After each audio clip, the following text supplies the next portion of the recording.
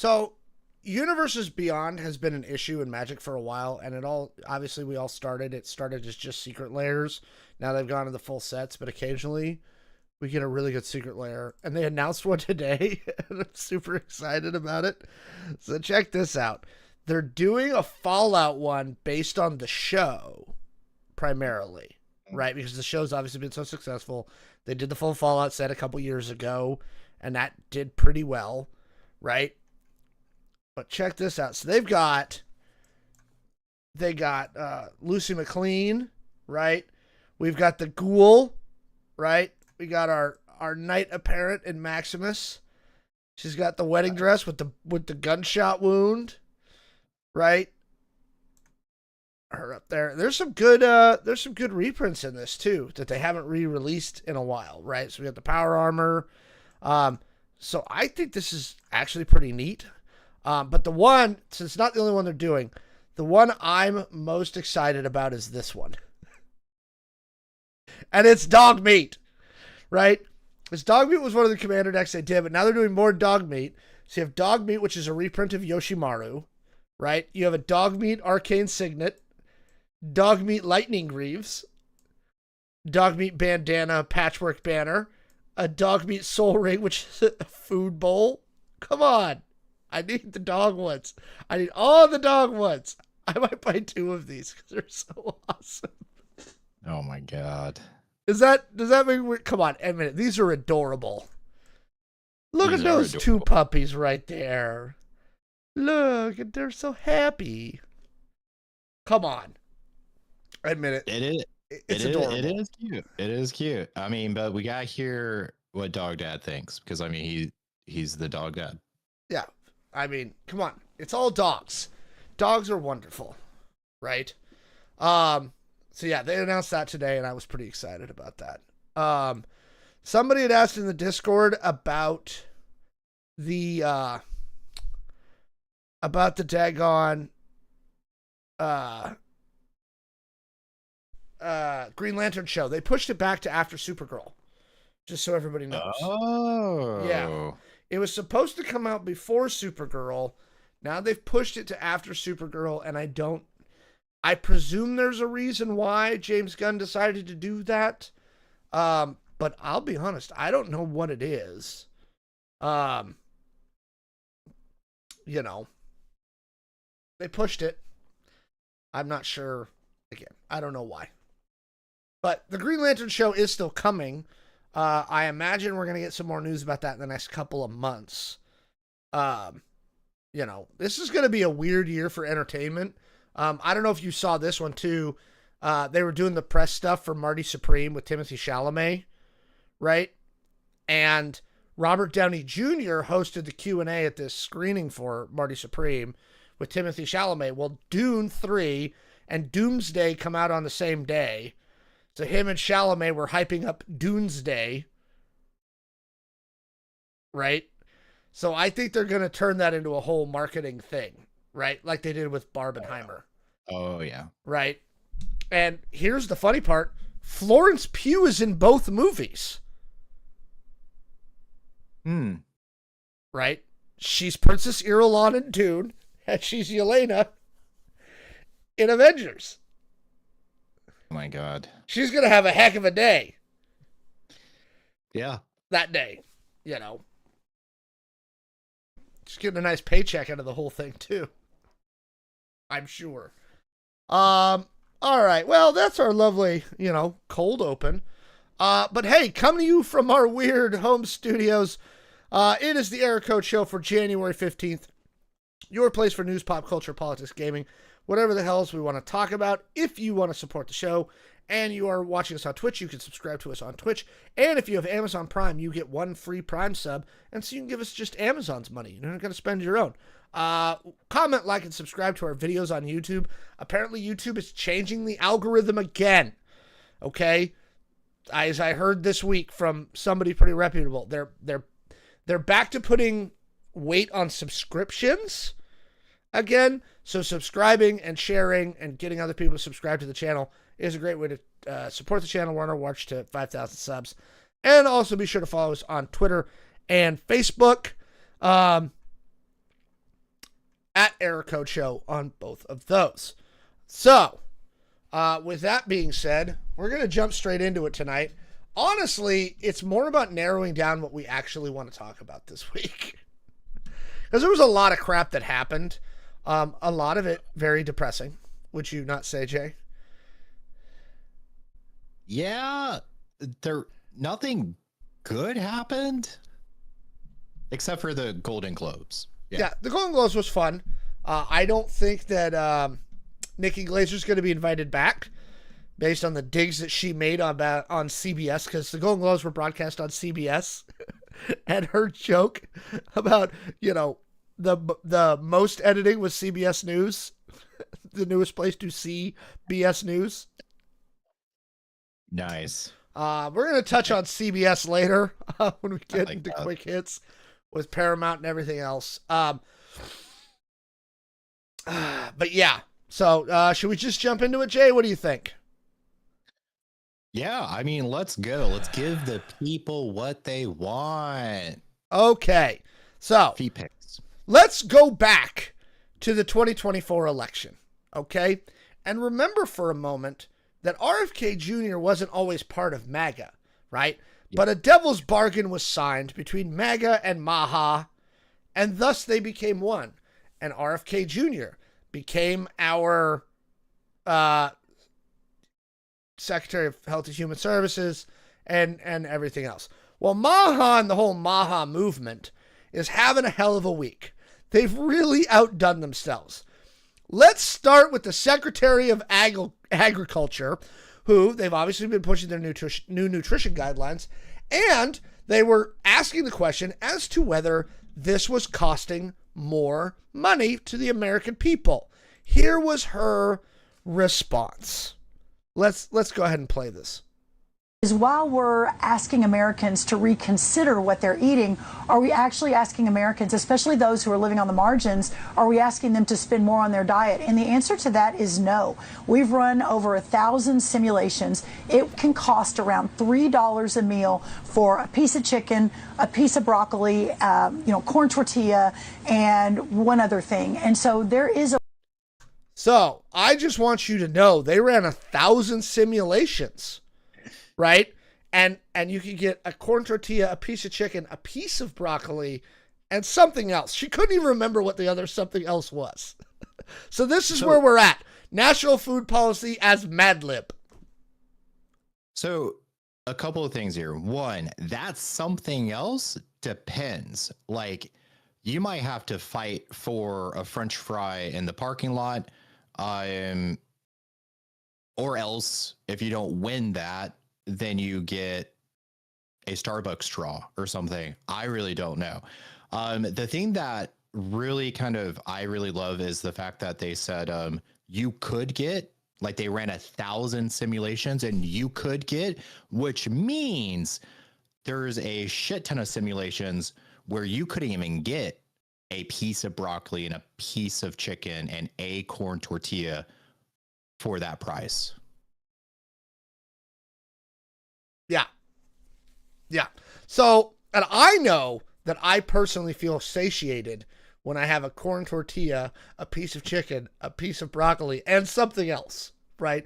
Now, is that something else a ribeye? Is that something else a chocolate cake? What is the something else? I think we got to throw that to the chat. What could the something else possibly be? Now, keep in mind, it's under $3. So for under $3, you have to get a corn tortilla, a piece of chicken, a piece of broccoli. But what else could you jam in there under $3, right? Like, what could it possibly be? Jay, what are you thinking? What could you jam in there for $3?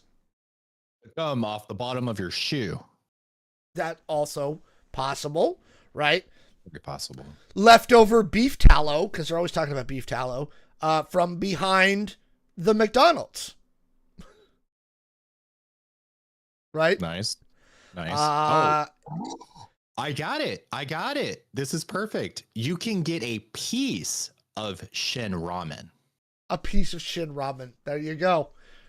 For less than $3, ladies and gentlemen. Thank you, MAHA movement. Normally this is just funny. It's a little embarrassing. It's easy to dunk on. But we're about to get to the part where it stops being funny. Okay? Because while the MAHA crowd is out here reinventing the food pyramid with vibes and like aura, we now have a measles outbreak that started in South Carolina and has now shown up here in Seattle. How did I learn of this breaking news? Jay, you were on the phone with my spouse when we learned this breaking news. Yes. Okay? Yep. We get text message alerts from our children's school, right, when things happen, right? And the initial alert that comes in over text message is, school is closed tomorrow. And we're like, but why? Why would school be closed on a Friday when it's already closed on Monday?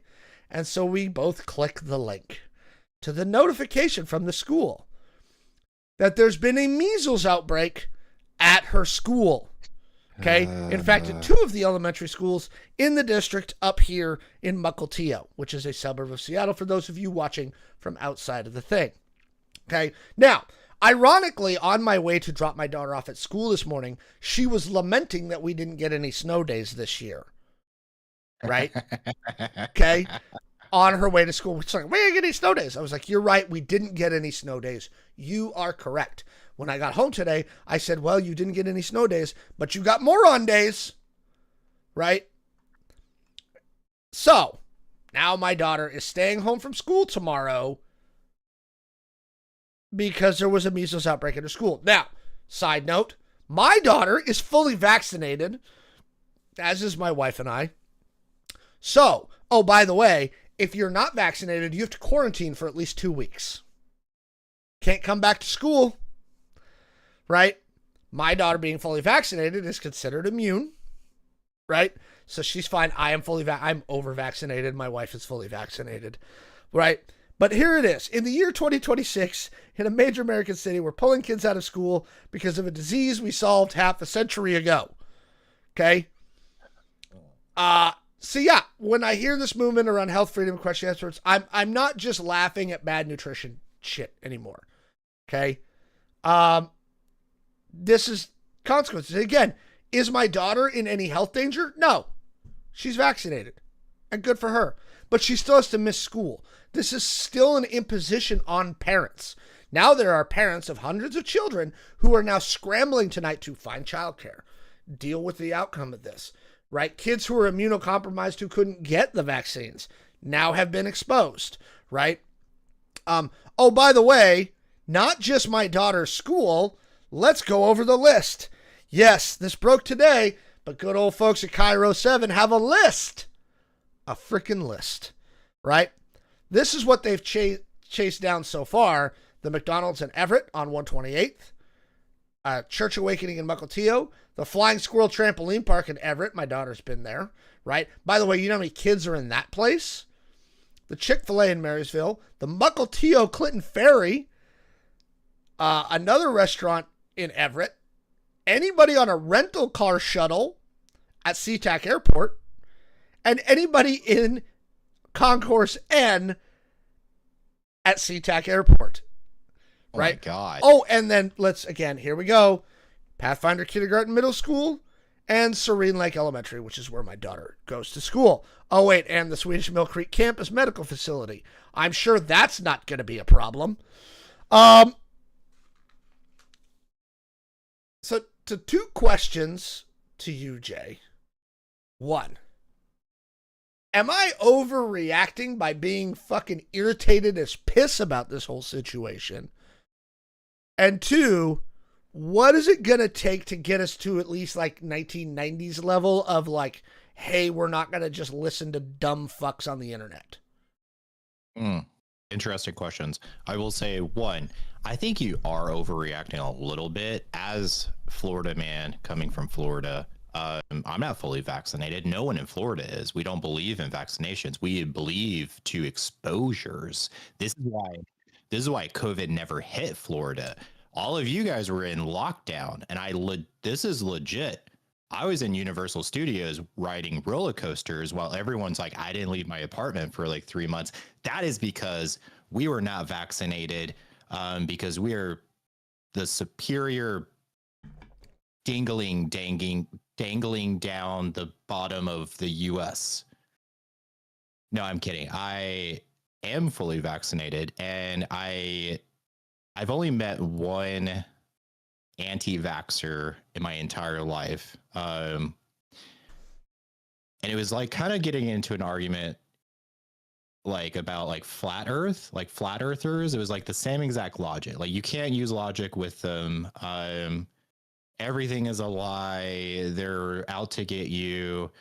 Your fucking blood becomes magnetic and it's causing cancer, and that's why everyone's dying. And I don't know, it's freaking insane. It's like tinfoil hat people, I feel like. And this is so stupid. I don't know. Is it the internet? Like, so you mentioned the 90s. Fuck, dude. Growing up, I did not get a computer until I was in high school. Like my senior year in high school is the first time I had a computer. I had MySpace. I would go to my friend's house and use MySpace. It was cool. I wasn't on the internet all the time. We were out doing shit. We were having fun. And somewhere we lost that. And I don't know if it's like just everyone's glued to the screens and they're watching just these shitty YouTube podcasts with like two people that just ramble on about fucking nothing. And then, oh fuck, wait, that could be us. But I don't know. To get us back to the 90s, we need to bring back like flannel. We need grunge to come back. I fucking don't know, dude. Hold on to that one. I want to come back to that because that's just kind of a funny side topic. Let's go back to that one in a minute. Again, I don't feel like I'm overreacting here, right? Somebody in the YouTube chat said, we're suffering from a public health crisis that is the vanguard of a public education crisis. And again, this is where it was. When I was in elementary school going to junior high, like I don't remember specifically, but I remember like, gotta go to the doctor to get your shots to go to middle school, right? And again, nobody fucking questioned, like this was just like, look, the doctor said, what is it that has caused us to lose our collective minds, right? Like, how is it that we don't wake up one day and just be like, no, like enough. This is just, we've crossed the Rubicon. We're done with this now, right? That's my issue, I think, right? And seriously, how do we get back to it? To the point where we can like listen to experts and believe them.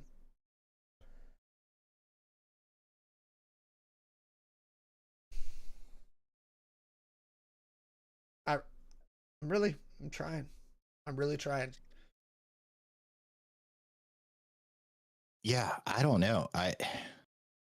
Legit, the only thing I could think of is like we're spending too much time in front of screens. Like all of you, stop watching, unsubscribe from us, go out there, do shit. Except for the places that Alex mentioned, I guess stay away from those places. But... Well, no, it's just if you happen to have been in those places. Yeah.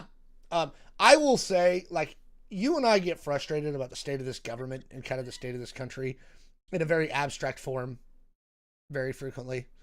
I'll tell you this, it really is more annoying when it is directly impacting, and again, this is relatively minor impact, but I'm telling you, when it starts to really directly impact your life, like, it gets even more maddening. I'm like, guys, this is fucking avoidable.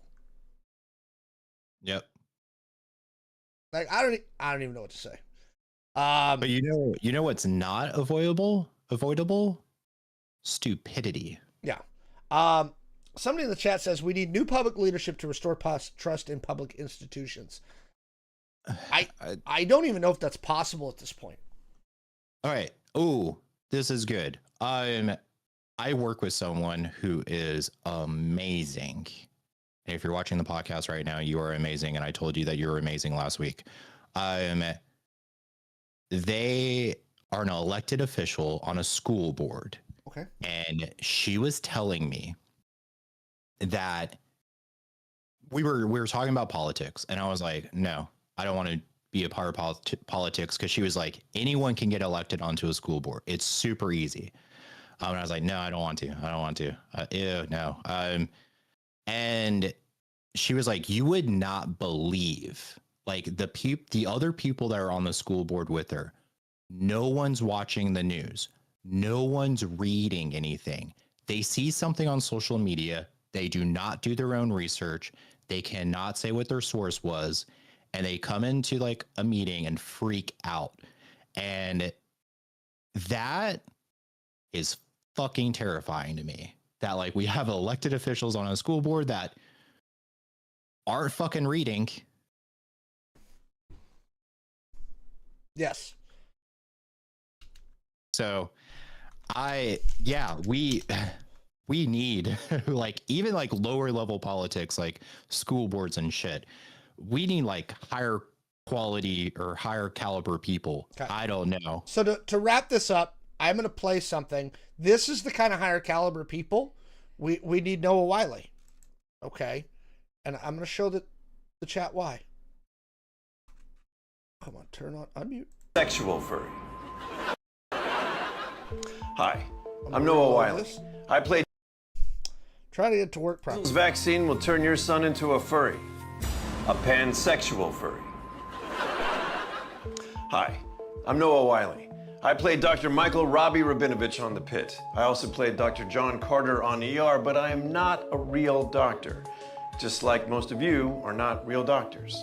I was cast because I have a trustworthy face and can convincingly deliver complicated medical lines like, I'm sorry, Mr. Horvath. I'm afraid that you have advanced phenylpalatine ganglion neuralgia. I have no idea what I just said. But that doesn't matter, because when it comes to medicine, I do my own research and I go with my gut. For instance, I know that raw milk is good for you, but raw chicken, even better, especially when it comes in a smoothie. Yeah. I know that 5G towers give you COVID, and that vitamin C isn't real. It was created by Tropicana to sell juice. The flu vaccine will take 4 inches off your penis or vagina, and if you take probiotics and antibiotics at the same time, you will achieve the perfect level of biotics. Flintstone's vitamins will make you hard as a rock, especially the beds. And did you know that you can't get pregnant in a hot tub? Yes? Hello? This is he? Shit. Yes, I would be honored to head up the Center for Disease Control. No, thank you, Mr. President. Well, it looks like I'm a medical expert after all. I'm Noah Wiley. Don't do anything until I say it's okay. So I just wanted to end that segment with something funny. Because wow. We need it. We need it. Yeah, I saw that bit earlier today. What's funny is I saw that bit today. You know, measles vaccine will turn your child into a pansexual furry. Like, my first thought was, well, there's worse shit. And then later today, I find out about the measles outbreak at my child's school. So yay for us. Oh my God. Yeah. But at least we got something fun out of it. You know what I mean? Yeah. I'm actually going to move, Jay, I'm going to move your, I think we're going to do the hard hitters up front. I'm going to move your topic up, Jay. Okay. So let's talk about that first. While we're on the subject of health, right? Because lest we not forget, ladies and gentlemen, Planned Parenthood does a lot more than just abortions, right? They have a wide variety of health things that they do for both men and women. Okay. In fact, you know what my earliest memory of Planned Parenthood was? Oh, I am excited for this. When I was in high school, everybody knew some of the convenience stores, they'd get weird about selling you condoms if you were under 18, right? For whatever reason. What? Right? Yeah. But you could roll up into the Planned Parenthood and they had a big fish bowl. right? Like one of those big clear fish bowls of condoms. Yeah. And you can just roll in and take a handful and nobody would say shit. Because I think in their minds, they're like, well, at least they're going to use a fucking condom. But that was my first experience with Planned Parenthood, was as a teenage guy being like, I can get condoms here. They're free. So I think that's how it should be. Like, I think it's stupid that like people would look at you weird if you're under the age of 18 trying to use a condom. So like they're going to try to make you not use a condom and then get someone pregnant in high school. Abstinence. Anyway, Jay, take us away into our next topic about Planned Parenthood. Okay. But this is kind of good news. Yeah, this is good news. So Planned Parenthood, why do we care? I was sitting in a Planned Parenthood for the first time. I was not a regular visitor to grab condoms, unlike Alex. Actually, I don't even think we had one near me in Florida, to be completely honest. Anyways, so last October, I was sitting in a Planned Parenthood for the first time to talk about starting HRT, hormone replacement therapy, just to ask questions, see what the whole thing is from a, going back to our previous subject, from a medical expert. Obviously, I have friends that have already gone through the entire process, but talking to a doctor, hey, what are the risks? What are my options? What happens? Blah, blah, blah. And as I'm sitting there, because in my mind, Planned Parenthood, to me, coming from Florida, which makes sense, Planned Parenthood is the abortion clinic. It's the only thing I ever associated them with. As I'm sitting there, I'm realizing everyone coming and going, and this is right off of Aurora Avenue in Seattle, everyone coming and going is trans. Just straight up trans. And I was like, holy shit, this is kind of weird, because I didn't know Planned Parenthood did anything for the trans community. It seems like here in Seattle, it's like their number one demographic. Anyways, saw the doctor, and literally in the MBA program, I had to pick a company to then research for like the next 3 months and just dig into like their whole marketing. Where do I think this company could like improve? Like what demographic? I had to dig into their finances, and I chose Planned Parenthood. And my whole marketing class was how to make it more aware that Planned Parenthood is not just like an abortion clinic, but also has trans services. So some numbers. In 2024, Planned Parenthood did almost 10 million office visits, like people coming to Planned Parenthood. Specifically 9.4 million visits. Fun facts for the trans community. In 2005, they opened their first location offering gender affirming care. Today, they have close to 450 locations. And I want to stop on that for a minute, because again, we talk about what we didn't know Planned Parenthood does, right? Until you told me about it, I had no idea. Like, I knew that they provided a lot of reproductive health services for people, right? But I had no fucking clue that they also offer gender affirming care on top of all of the other good services that Planned Parenthood provides. So I think that that's really interesting. I think it's very noble and honorable. I'm glad that they do that. That's a huge thing. So yeah, anyway, keep going. I just want to throw that out there again on the like stuff we didn't know. Yeah. And for those of you that don't know, they will often provide services if you do not have health insurance. If you cannot afford services, they will provide them either at a reduced cost or for free.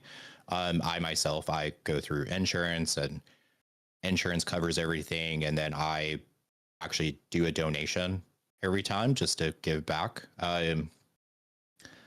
But so, and just for like my MBA, like kind of research, gender affirming care is covered under what they call other services, which makes up less than 0.8% of their office visits, which is kind of crazy. And this is why I like really honed in on like, this is a demographic that you can focus on. But yeah, gender affirming care also is huge in like the women's rights movement. When Roe versus Wade was being challenged, they mobilized millions of people all across the United States in protest. So they do a lot. They do a lot for the local community, a lot for the trans community. And this is something that's kind of crazy. I messaged my doctor on my chart, which is an app on my phone that for like doctor's visits. I have my primary care physician on there, and then I have Planned Parenthood on there. I messaged my doctor through Planned Parenthood yesterday asking a question. Today, I got a notification. Hey, just wanted to let you know what we had funding restored, blah, blah, blah. I didn't think too much of it, skimmed it, went on about my day. Again, I pay for services. I use insurance, so I didn't really think anything about it until this podcast. And I see a news headline that on January 13th, the Department of Health restored $27.5 million in funding, which was frozen by the Trump administration due to a compliance concern tied to DEI violations. When these funds were withheld last year, Planned Parenthood could no longer serve 842,000 patients. And Republicans and anti-abortion activists pushed to permanently defund them. Two points I would like to make. Every time we talk about defund the police, and Republicans are like, what are you talking about? Like, you guys know what defund means, okay? Because y'all been trying to fucking do it to Planned Parenthood forever. Number two, the sheer volume of patients that Planned Parenthood sees is amazing to me. I want to point out something that came in on the YouTube chat. YouTube chatter says, I'd rather see a Planned Parenthood facility open in my community over another evangelical church that provides zero community outreach or welfare. No fucking shit. Yeah. Ain't that the fucking truth? Yeah. So this is great. Now, did they say why they restored the funding, or is this just one of those, like, we finally lost enough court cases? So there was a civil lawsuit, and when it was announced that they are releasing the funding, the civil lawsuit was dropped. So I didn't have too much time to like dig deeper into the story, but I imagine someone was losing a court case, or they were realizing that they were losing a court case, and they were like, fuck, just like release the funds. So yeah, because that's one thing that looking at, because I had to research like all of their marketing campaigns, not all of them, but a lot of them throughout the years to see how they do what they do. They are really, really good about getting in there, speaking to the community and appealing to the community from like an emotional point of view. Mm-hmm. And they do have a lot of funding. I mean, obviously the $27.5 million really hurt them, but this is a company, or this is an organization that has no problem going to fucking fight for women's rights or anything that they're being fucking challenged with. So yeah, they obviously had an open lawsuit against the administration, and they got it. Congrats to Planned Parenthood. I'm glad they got some funding back.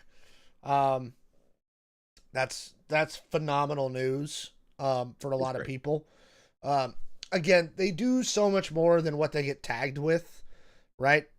They, apparently they do gender affirming care, which is great, right? They provide birth control.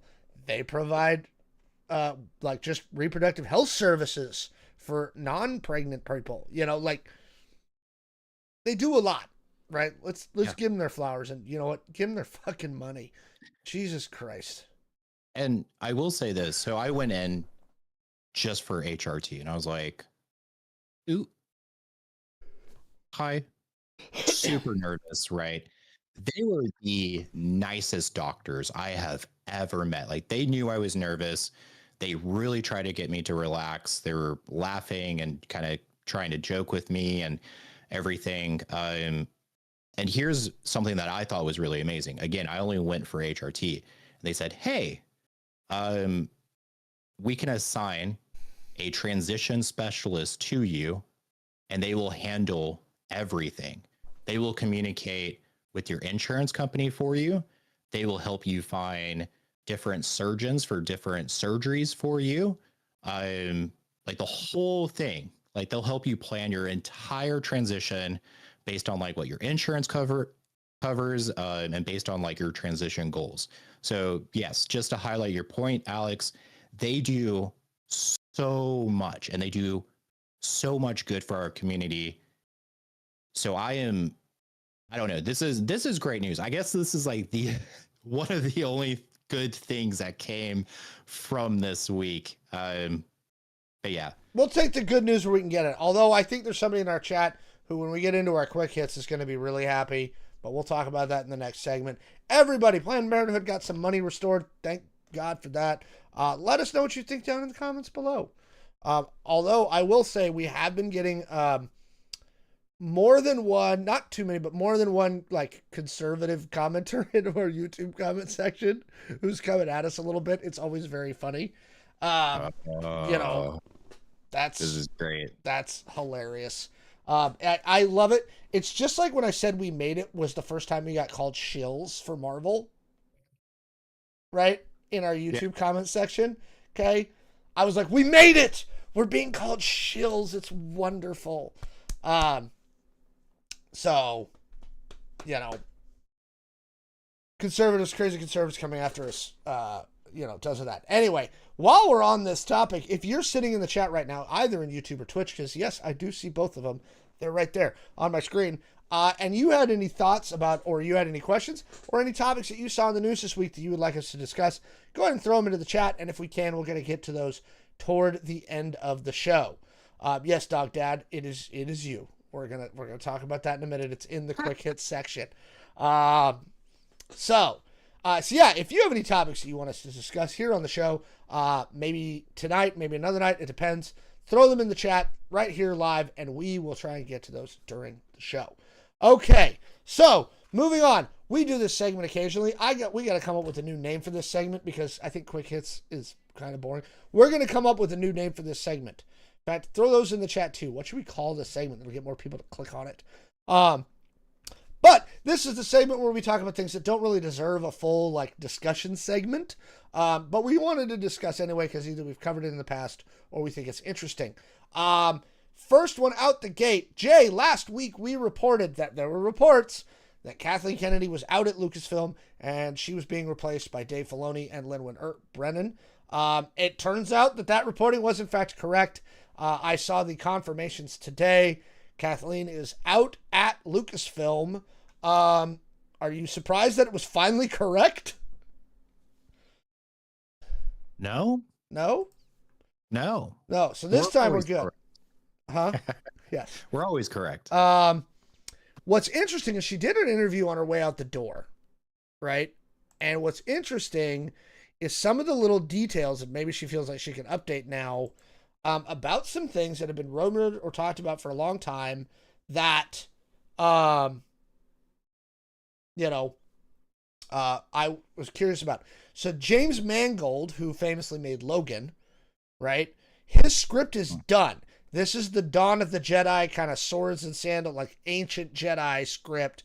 Apparently that script is complete and has been turned into Lucasfilm. Dave, where the fuck is this movie at? Okay. You're going to hear this a lot, Dave. Dave Filoni, watch the show. Okay. We love Star Wars. Okay. This is one I've been hearing about for a minute. Donald Glover's Lando script is done. I loved Donald Glover as Lando in the Solo movie. I love Donald Glover as an artist. God, I want to see this movie. Yes. Okay. He worked on that show Atlanta. I cannot think of very few artists out there who are more talented than Donald Glover. Comedy, action, drop, like he is just really music, really talented. What do you think about that one? Yeah, I also huge fan of Donald Glover. I was actually talking to someone at work about this earlier this week. Like, I want to see more of him in the Star Wars universe. Like, give us more. So 100% agree with you. Okay, next one. This one had been announced or talked about too. Steven Soderbergh, who famously did like Ocean's 11, and Adam Driver did a pitch. There is a full script, right? It's been turned in. Kathleen's quote is, it was great. Anything's a possibility if somebody's willing to take a risk, right? So that brings me to a question. We'll get to that in a second. Taika Waititi apparently has turned in a, quote, hilarious script, but it's very different than anything they've ever done for Star Wars. So here's my question. It's something I'm curious about. Do you think it was Kathleen on some of these movies, or do you think there is somebody at Disney who is not willing to take risks with the franchise? Because as I'm reading this interview, she's almost hinting, right? Like, we would have done more, but everybody got so spooked after the sequels that nobody wants to take a risk anymore. Nobody. Do you think that could be the case?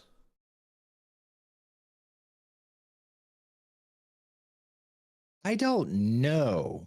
I mean, yes, it is. I can understand the whole risk aspect, but if they're not willing to take a risk, I don't think they would have bought Lucasfilms, to be honest. You'd think. Number two, people are willing to take a risk. I mean, we're getting a reboot of Harry Potter. But that's a different. And I know that, but I'm just saying, like, as a collective, like of the movie industry, there's people out there that are willing to take risk, and that to me is a huge fucking risk. We've already kind of covered that a few episodes ago. But also looking at Disney takes risks. I mean, they took a huge risk with Snow White, which flopped horribly for a lot of reasons.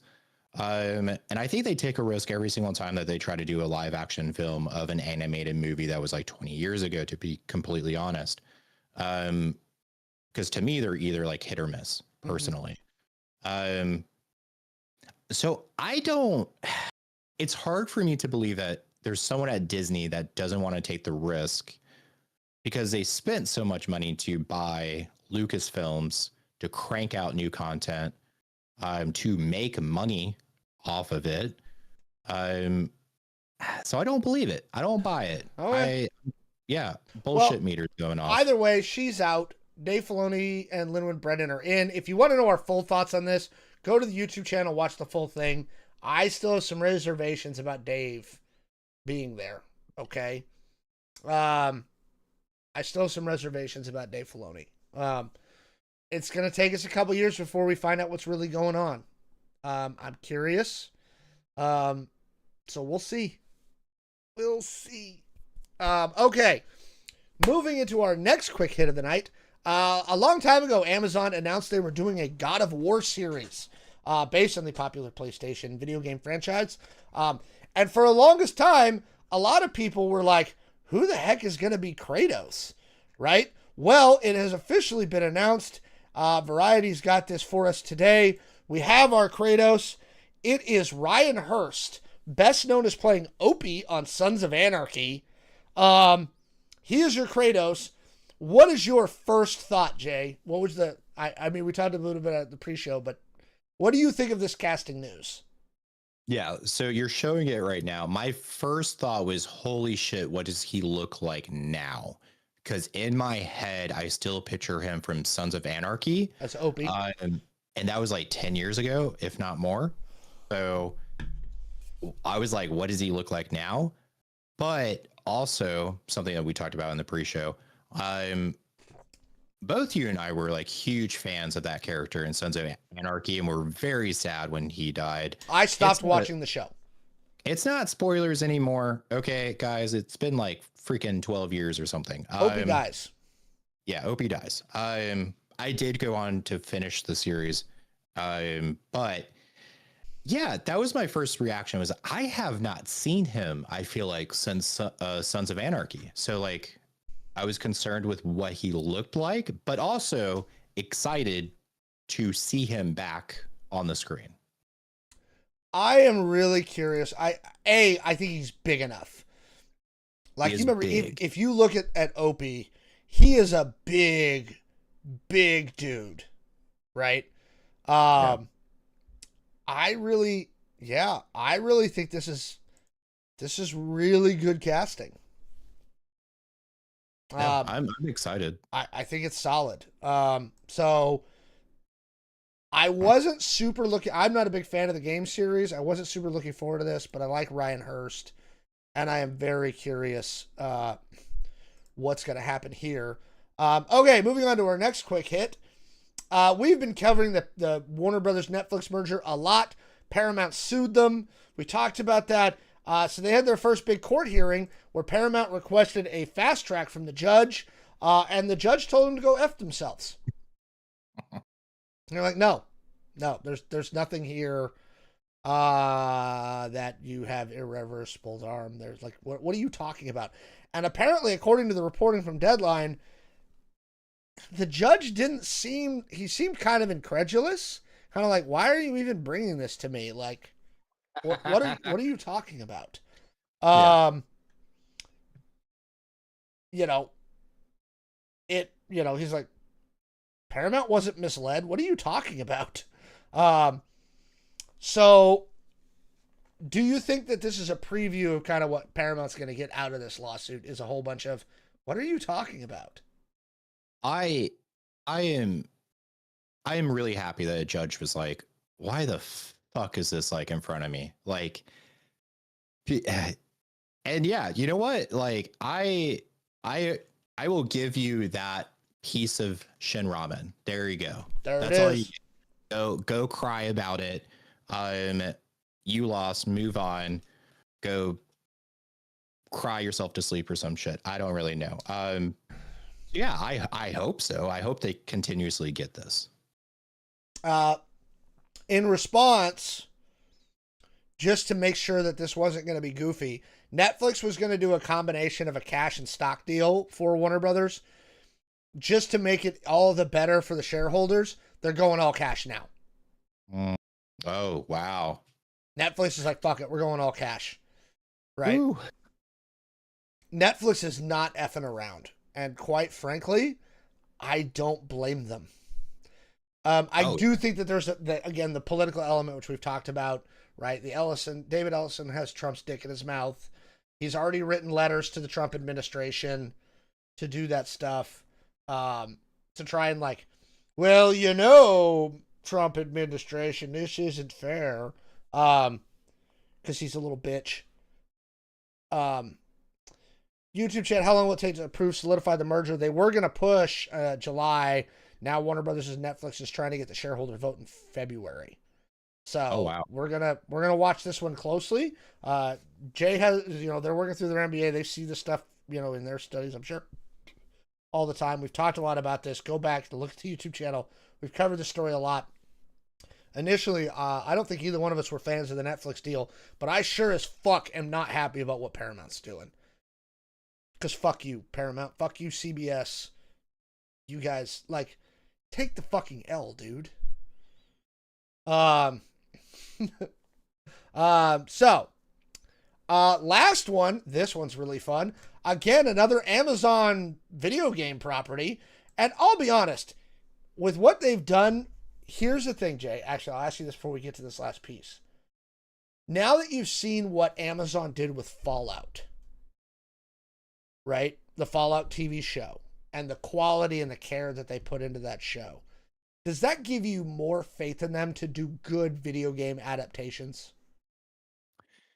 Yes.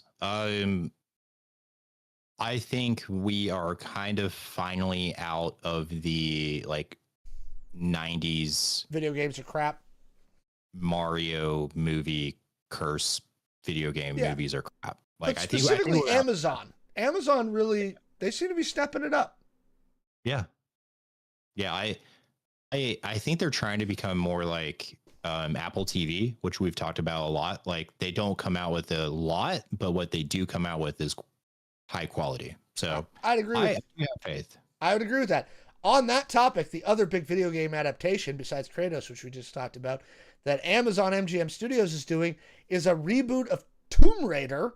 And today, we got our first look at Sophie Turner as Lara Croft.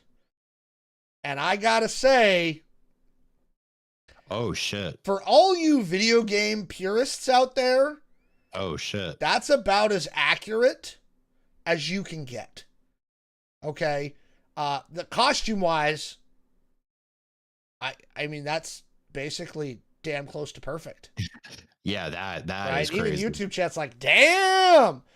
Also, there had been reports over the last couple of months that Sophie Turner had hired like the 3 best trainers like around in LA to help her get in shape for this role. Because you can't be like stick figure, you know, but she looks like she's, again, not too muscly, right? She's not like getting bulky, right? But she looks like not GLP-1. I've been hitting the, what's the name of that drug? That everybody's using to lose weight. Chat, help me. Yeah, the one that they just made cheap because of MAHA. Anyway, so there's that, not polygonal enough. Yeah.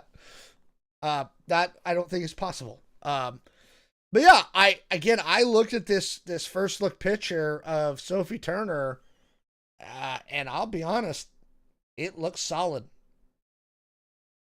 yeah, that is solid. You know, Like Ozempic. Thank you, YouTube chat. I mean, like solid in all the right places. Yeah. I guess she looks like she could, you know, climb a fucking rock face, you know, and go fight some wolves and do the crazy shit that you do in Tomb Raider games. Like, I buy it, you know. Like I said, solid costuming. So good for you, Amazon. That's a pretty solid push. I'm pretty impressed. So anyway, that's our quick hits for tonight. So again, Kathy Kennedy out at Star Wars. We got our Ryan Hirsch as our Kratos. Paramount's losing like a bunch of little punks. And Sophie Turner, you know, as the new Lara Croft, looks like a solid thing. Let us what you think about those down in the comments below. Cosplay card by triangular chest. That's funny. That is funny. I've actually seen people do that. It is funny. That is great. This one. Oh, that's the internet reacts. You know, yeah, I said it looks. I'm kind of curious now.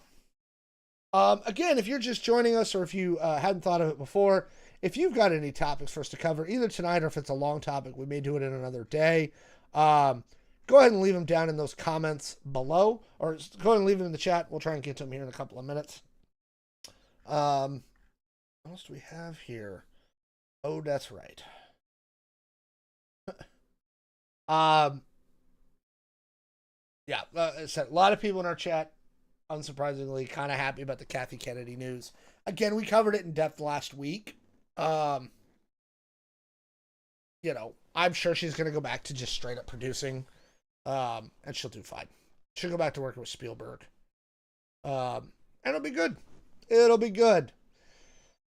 Okay. Jay, we talked a little bit about this in the pre-show, and I asked you if you were interested in it. You were like, yes, I'm very interested to hear about this. Yeah. So George R.R. Martin did a lengthy, actually, let's start this again. Insurance covers Taco Bell shots. It'll definitely make you poop. Okay. George George R. R. Martin did a very, very lengthy profile with the Hollywood Reporter. It looks like this was written, the interview was just before Christmas. And we get a little bit of information out of this. So I guess, Jay, where would you like to start? Do you want the Winds of Winter update? His thoughts on House of the Dragon?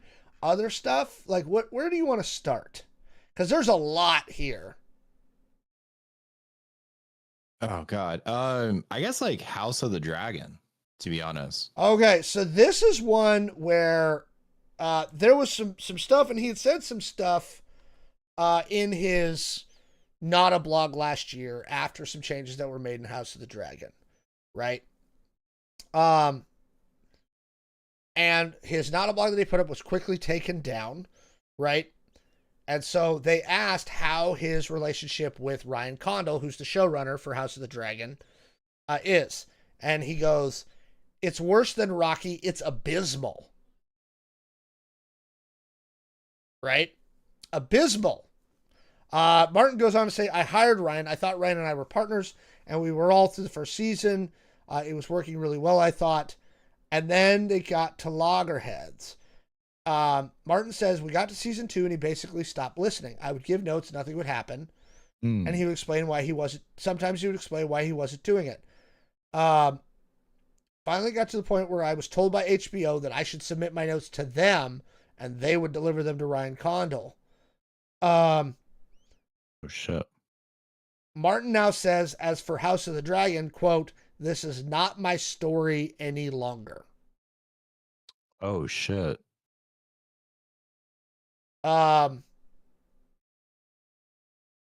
Thoughts on that initially? I think the only thought I have is, oh shit. So it's not his story any longer. So is The changes they've made to adapt it for television, it's gotten to the point where George is like, it's not acceptable anymore. shit. Okay. Yeah. I did not know that the divide between them started in season 2. I knew there was a divide, but I thought it was much later towards like the season finale, not in season 2. So that's really interesting to me. I guess, and I kind of want to come back to it again in a second, is and it's kind of, well, yeah, let's do that. So yeah, that's what's going on with House of the Dragon. He's apparently livid about the whole thing. HBO's statement is, George and Ryan had a disagreement on the direction of season 3. At that point, it was clear the process of communication was broken, needed a reset, so there was a period where everyone took a step back for a while until we could figure out a new way forward. You know, I'm not even sure what to say about it besides it's very odd for the author, for somebody like George, to just publicly lambaste the whole situation. You know what I mean? I respect it.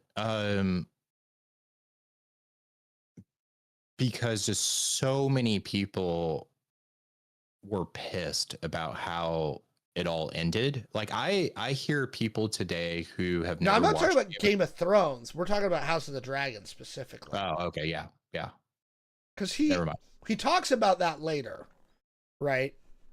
But for House of the Dragon, I've never seen somebody just crap all over it, you know. Yeah. Moving on, he talks about Winds of Winter, which apparently is at 1,100 manuscript pages finished, which is the same number he's quoted for a while now. Right? Trying to find the quote here. He just doesn't seem to be having very much fun writing it. You know. Look, I honestly don't believe he wants to finish it now.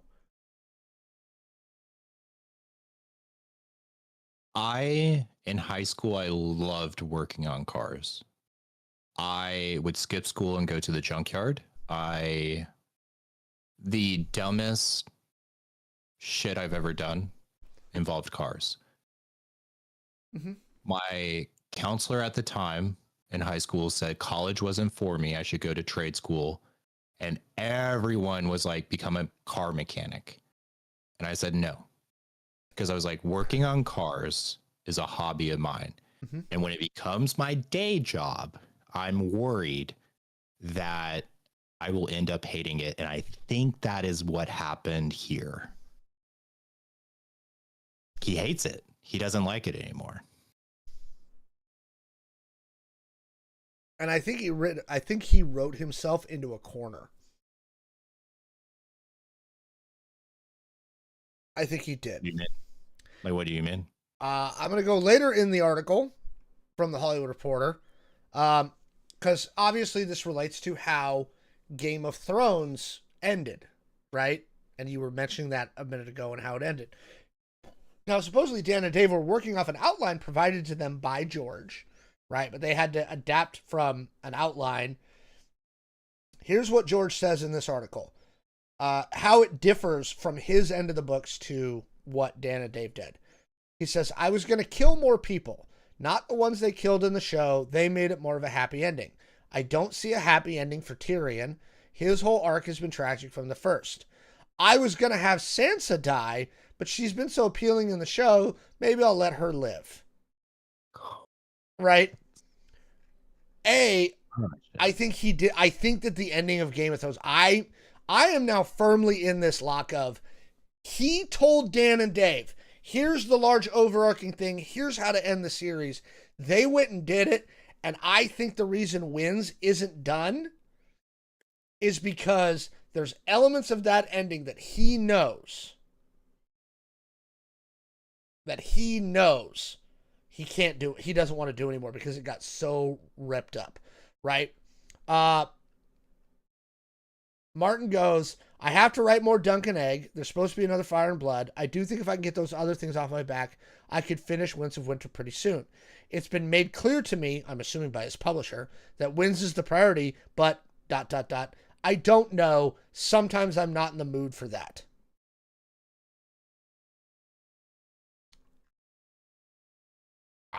I'll be honest. I don't think he's ever going to finish it.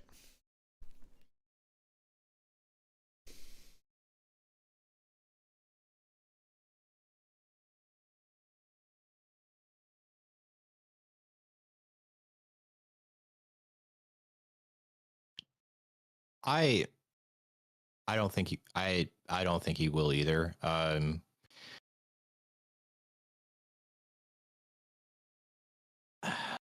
think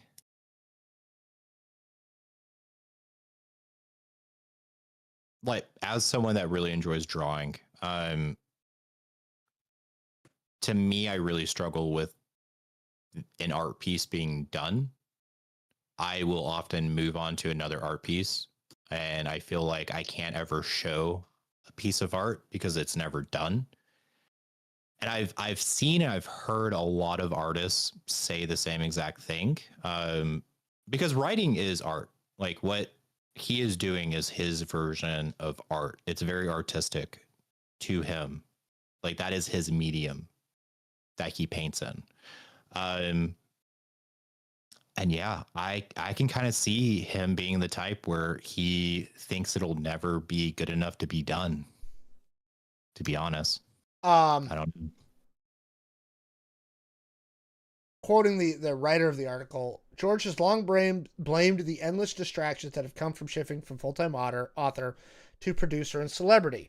The success of Thrones was the best thing that could have happened to Martin and the worst thing that could have happened to the greatest story he ever wrote.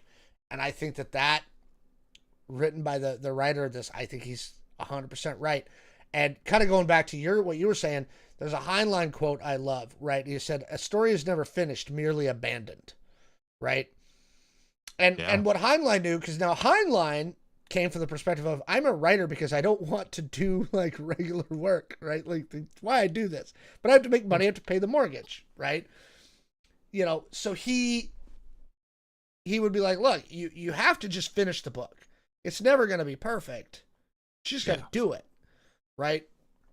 And I really do think that Martin and his freaking out about the end of Game of Thrones, and he's letting the perfect be the enemy of the good. You know.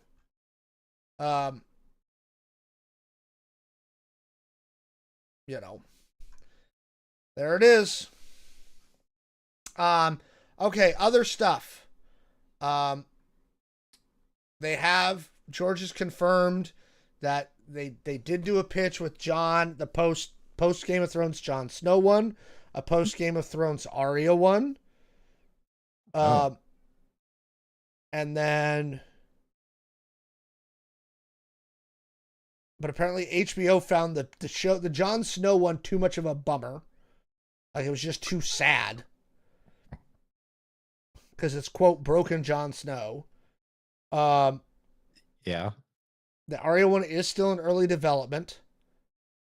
Okay.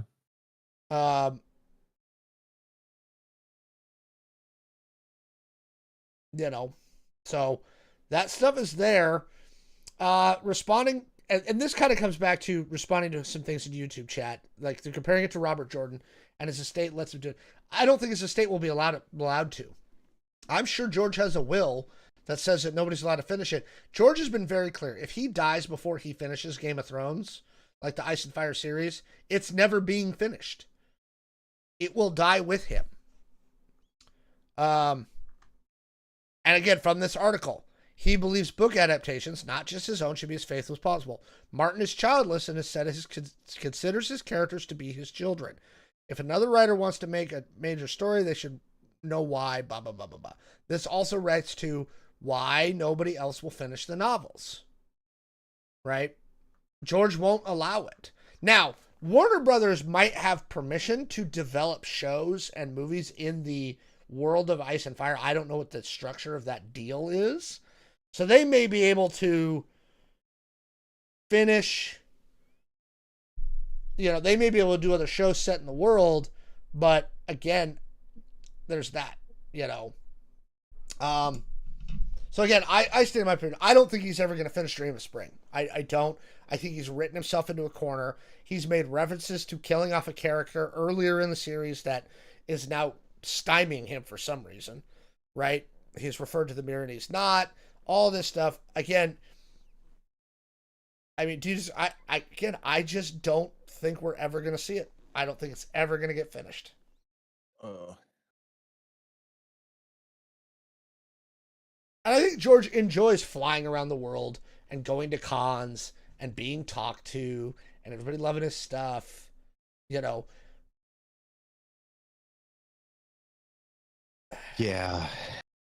Yeah.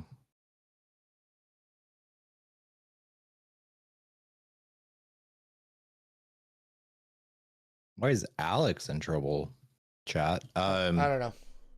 I can see where I'm in trouble. Yeah. But yeah, no, I can see it, because to me there's like two types of creators. There's the creator that doesn't want the spotlight on them and they want to just hide away and keep going forward and doing their art. And then there's the one that's like, you know what? Like I've put in all the hard work. I'm tired. Yeah, I want to have fun. I want to go travel. I want to meet the fans. He has the money and wealth now to do whatever he wants. Exactly. There's no pressure on that side of it. Yep. So,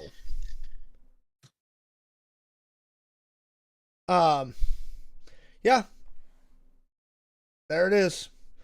There blows. So yeah, let us know what you think. Did you read the Hollywood Reporter? Again, it's a really long article. It's definitely worth the read. Which, I mean, like, everything he does is long. I mean, the guy could never have a Twitter account. Like, let's be real. Yep. No, for sure not. He would never get anything done. So there you go. Let us know what you think down in the comments below. All right. Couple things from the chat. I think they're referring to what he's doing, where he won't let anybody else finish his stuff, as messed up and selfish. I'm really, as a writer, I'm torn on this. To a degree, it's his stuff. So if he doesn't want somebody else to finish it for him, I get it. Right? That being said, again, it's I wish we knew what the hell was going on. I wish he was a little more open about, this is what I'm stuck on. Right? Because I'm genuinely curious what he's stuck on. You know, I don't think it's selfish. I think it's just him. You know, the Arya show would be great. Yes. You know, it is what it is. So, are we out of topics? I think so. We are. All right, chat. Again, you guys give some topics or stuff.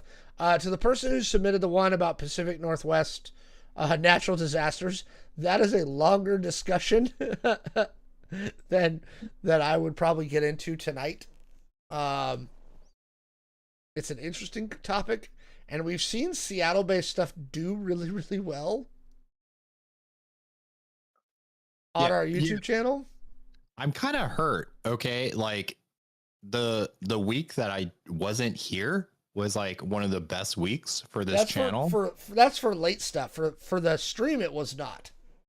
For the stream, it was not. I want a Littlefinger Criminal Syndicate series. Again, I think you run into the risk of too much. Now, there's a lot in that world, and again, his world building is phenomenal. The world building around Ice and Fire is great, but you know, I'm gonna address this one. Let me know what you think of this, Jay. Martin created a world and gave it to everyone. If he's not going to finish it, someone else should. It's only fair to the fans, and they're what really matters.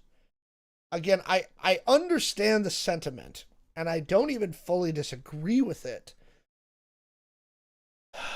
But at the end of the day, it is still his work.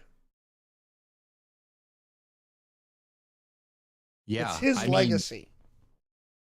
It's his art.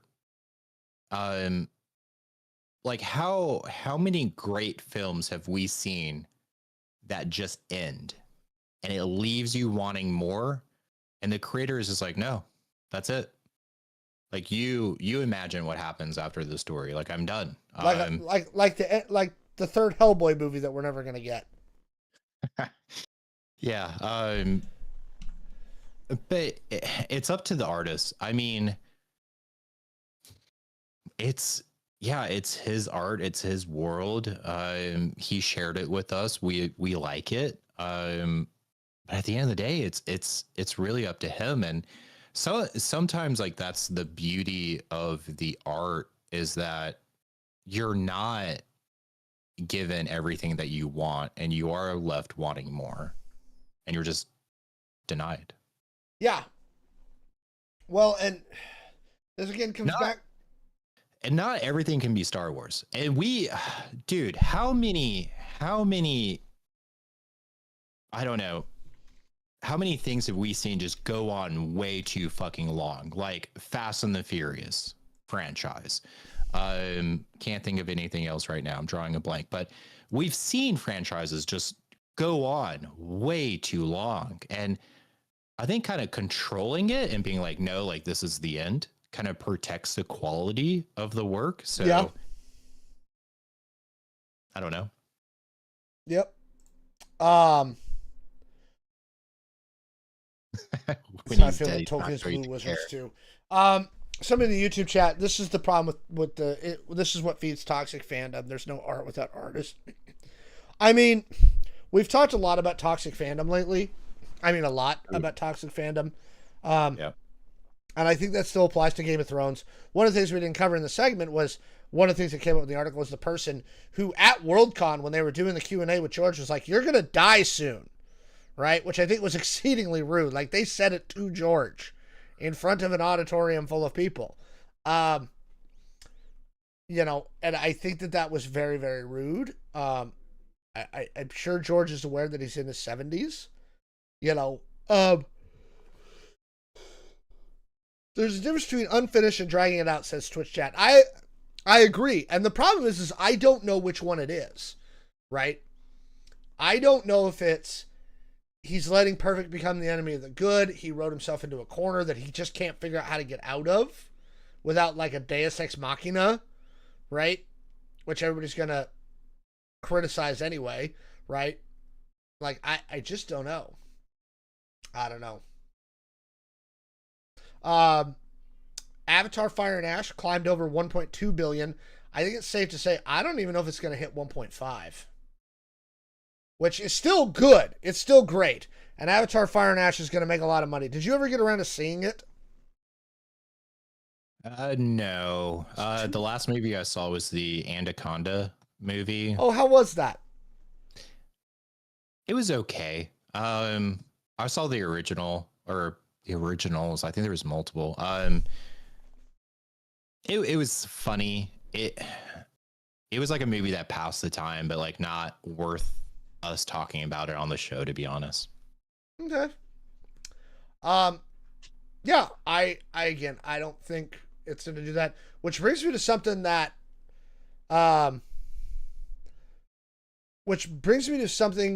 James Cameron said this week, where James Cameron said, I have to find a way to make these next two Avatar movies much cheaper. And it's like, yeah, no crap. And so, I mean, again, the Avatar films are crazy successful. Avatar Fire and Ash is going to be profitable. Yeah. But he is spending $500 million per movie, right? And it's taking them 4 years between. I just don't know what he does at this point. You know?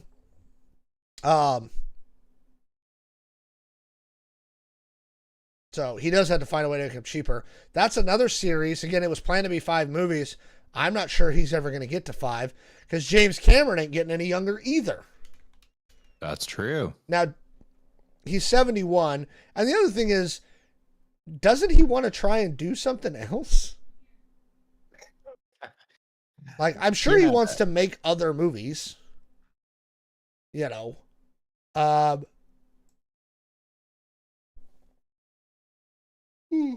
Again, it's going to cross 1.2 billion. I think Fire and Ash is going to get to about 1.5, which again is a very respectable number, you know. But I'm sure that's another thing that Disney is thinking about too is, look, man, each one of these progressively is making less money. You know, each Avatar movie has made less money. So what are we going to do? Yeah. We're going to wait for Doomsday. That's what we're going to do. Doomsday is coming. I don't know how I'm going to get that day. I'm going to have to get through that day. I'll tell you what. What? What do you mean? What? Like, because I got to see Dune and Doomsday in the same day on opening weekend. Like, do you need like an astronaut diaper? Like, what do we need? I don't know. We're going to have to plan this out. Because do you want to see Doomsday? Of course you do. Oh, hell yeah. Right? You want to see Dune 3? Yeah. Okay. They're coming out the same day. What are we going to do?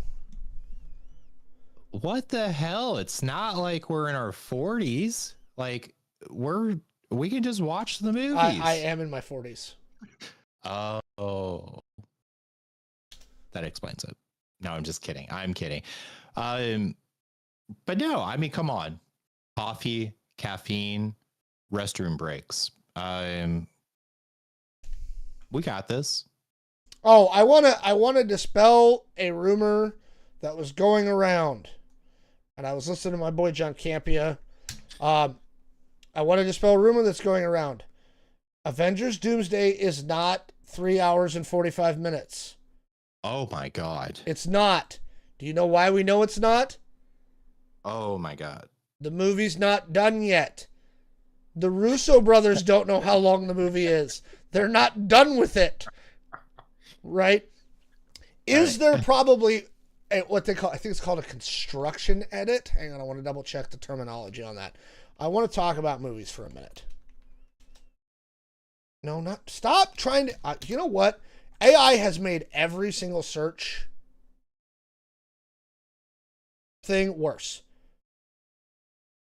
Stop trying to guess what I want to do. Yeah, it's bad. Like, I'll be trying to like Google like video game stuff, and literally it just autocorrects to like, how do I make my boobs bigger? It's fucking ridiculous. Yeah. Okay, so let's talk about this. Okay, they're done with principal photography on Doomsday. When they get done with principal photography, they do what's called an assembly edit or a construction edit. And that's basically everything they filmed in the order it's supposed to appear in the movie. Okay? This is not a director's cut. This is everything. The assembly edit's probably 5 hours long. It's probably 4.5, 5 hours long. I'm sure, knowing how the Russos work, they filmed so much crap. Right? So much. The final movie is not going to be 5 hours long. This is the editing process where they go in and they go, oh, this scene doesn't really work. Remember when we used to get special features and you would get deleted scenes? Right? Yeah. That's where those come from. Right? That's where those come from. Yeah.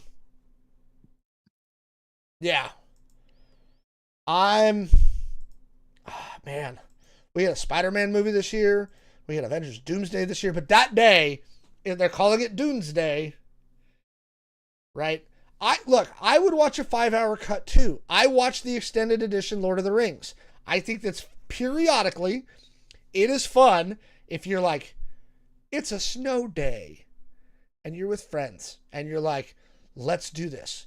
We went grocery shopping yesterday to prep for the snow day. We got all kinds of awesome snacks and food. And we're going to sit here all day and watch the full, like, extended versions of Lord of the Rings. But I don't do that every year. Like, I do that every, 4 years. And the nice thing is, those ones I can pause. And I will say the same thing to the Russo brothers, and Jay heard me say this on the show. The reason I refuse to watch Avatar, Fire and Ash in the theater is any movie over 3 hours and 5 minutes needs an intermission. Okay? I have to go to the bathroom. And I don't want to, especially my first viewing. Look, if it's the second time I've seen a movie, I will go to the bathroom when I know there's a spot that I don't care about. Okay? First viewing, I don't know when that is. I don't know when the moment. Can you imagine? Think about this, Jay. You saw Spider-Man No Way Home. Right? With Toby and Andrew. Yeah. Imagine if you had gotten up to go to the bathroom right before the scene where Toby and Andrew come in, appear in that movie, right? Yeah. How would you have felt after the fact if you missed that scene?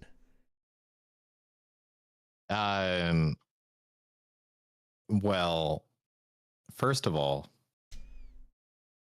I just don't miss scenes. But second of all, that, ladies and gentlemen, and everything in between, that is why we have the A-list, the AMC A-list. So if you miss a scene like that, you can literally go back to the movie theater and watch the movie tomorrow. That first watch through. Yeah, I know. I honestly, I would have, if I walked into the theater after going to the bathroom and I literally just saw all of them on screen, I would have been like, what the fuck? Yep. Seriously. Yeah. No, I get it. If you're going to make it 3.5 hours, Russo brothers, I'm fine with you making Doomsday 3.5 hours. You better put in a fucking intermission. Okay? You have to. You have to. Okay? Or I... Seriously. So annoying. But hey, it's going to be a good year for movies. We did that last week. By the way, if you didn't watch that segment, go back and watch our, most anticipated movies of the year. Right? I'm still keeping track of our box office stuff. It's amazing to me how successful the MCU has been. Even with their slight missteps. It's amazing how successful they've been. $32.5 billion in box office. I don't even know how to quantify that. It's so much fun.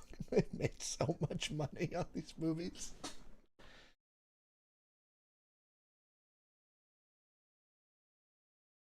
There's an engineer at work.